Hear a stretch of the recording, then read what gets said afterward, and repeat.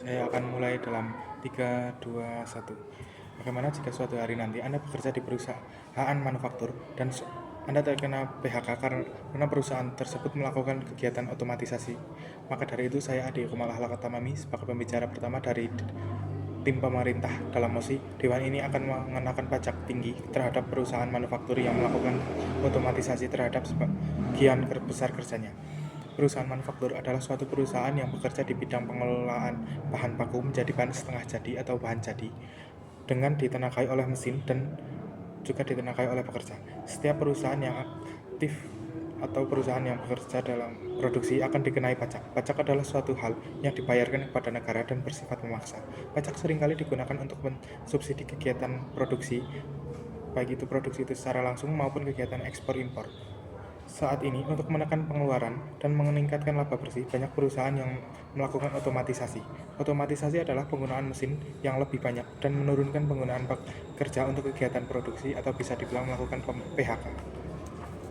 Perusahaan manufaktur tersebut melakukan kegiatan otomatisasi disebabkan karena saat ini perkembangan teknologi yang cepat dan sudah ada banyak mesin-mesin yang canggih serta sudah adanya kecerdasan buatan yang digunakan untuk membantu pengendalian mesin-mesin tersebut. Jika dahulu satu mesin dikendalikan oleh satu pekerja untuk mengendalikannya, sekarang dengan bantuan kecerdasan buatan, satu pekerja bisa mengendalikan 3-5 mesin secara bersamaan. Maka dari itu, perusahaan-perusahaan memilih untuk melakukan otomatisasi. Karena dalam status quo-nya saat ini, banyak perusahaan yang melakukan otomatisasi karena mereka menginginkan suatu efisiensi, baik itu efisiensi dalam hal anggaran maupun efisiensi dalam pekerjaan itu sendiri. Efisiensi itu bisa dilihat dari satu pekerja yang mengendalikan banyak mesin dengan dibantu oleh kecerdasan buatan. Selain itu, efisiensinya bisa dilihat dari anggaran perusahaan atau kas perusahaan yang naik karena adanya pengurangan dari banyak gaji yang perlu dibayarkan kepada pekerja. Namun, walaupun perusahaan untung karena hal tersebut, negara belum tentu untung karena hal itu. Mengapa? Karena walaupun laba perusahaan naik, namun pengangguran naik karena banyaknya pekerja yang terkena PHK untuk kegiatan efisiensi tersebut. Hal itu juga akan berpengaruh pada negara karena angka pengangguran yang tinggi akan menyebabkan angka kemakmuran dari negara itu turun. Selain itu, saat ini banyak terjadi demonstrasi atau protes kepada pemerintah karena pekerja yang terkena PHK atau orang-orang yang belum mendapatkan pekerjaan menganggap bahwa lapangan pekerjaan yang tersedia sedikit serta banyak perusahaan yang melakukan efisiensi dengan melakukan PHK. Alasan kami melakukan peningkatan pajak pada perusahaan-perusahaan yang melakukan otomatisasi karena seperti yang tadi saya sebutkan di status quo-nya, membuat angka pengangguran naik dan kesehatan roda perekonomian menjadi kurang sehat. Mekanisme yang saya tawarkan untuk hal itu adalah yang pertama, pajak yang diberikan oleh pemerintah kepada perusahaan-perusahaan manufaktur tidak akan terlalu membebani mereka. Peningkatannya sendiri tidak akan sangat melonjak tinggi untuk pajaknya. Peningkatan pajak tersebut akan menyesuaikan bagaimana peningkatan efisiensi yang terjadi saat mereka melakukan otomatisasi dengan dihitung secara rata-rata agar terjadi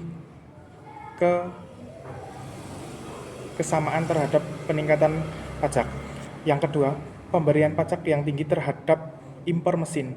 Karena mengapa impor mesin perlu diberi pajak yang tinggi? Karena pajak tersebut akan ditanggung oleh pembeli. Pada saat perusahaan-perusahaan manufaktur ingin membeli mesin impor dari luar, hal itu akan meningkatkan biaya yang perlu mereka bayarkan dan mereka akan berpikir 2 kali untuk membeli mesin tersebut. Yang ketiga, saat pajak didapatkan oleh perusahaan manufaktur tersebut, kami akan mensubsidi orang-orang agar mereka dapat mengembangkan usaha mereka sendiri dan dapat menyerap angka pengangguran. Selain itu, kami sendiri juga akan menyediakan suatu lapangan pekerjaan yang didanai oleh pajak ekstra tersebut juga untuk menarik dan menurunkan angka pengangguran. Tujuan kami melakukan melakukan aturan tersebut agar perekonomian negara dapat sehat serta tidak membebani perusahaan dan juga me, me- meng- meningkatkan sumber daya manusia yang ada di negara. Selain itu, alasan kami memberikan pajak tinggi pada perusahaan yang melakukan otomatisasi, yakni yang pertama, hal itu untuk mendukung perekonomian negara agar tetap sehat. Karena walaupun otomatisasi menguntungkan bagi perusahaan, karena perusahaan akan mendapatkan laba bersih yang lebih tinggi, namun itu akan membuat angka pengangguran meningkat. Maka pajak ekstra yang diambil itu akan digunakan untuk membuat lapangan pekerjaan baru agar angka pengangguran dapat lebih sedikit dan angka kemakmuran negara naik.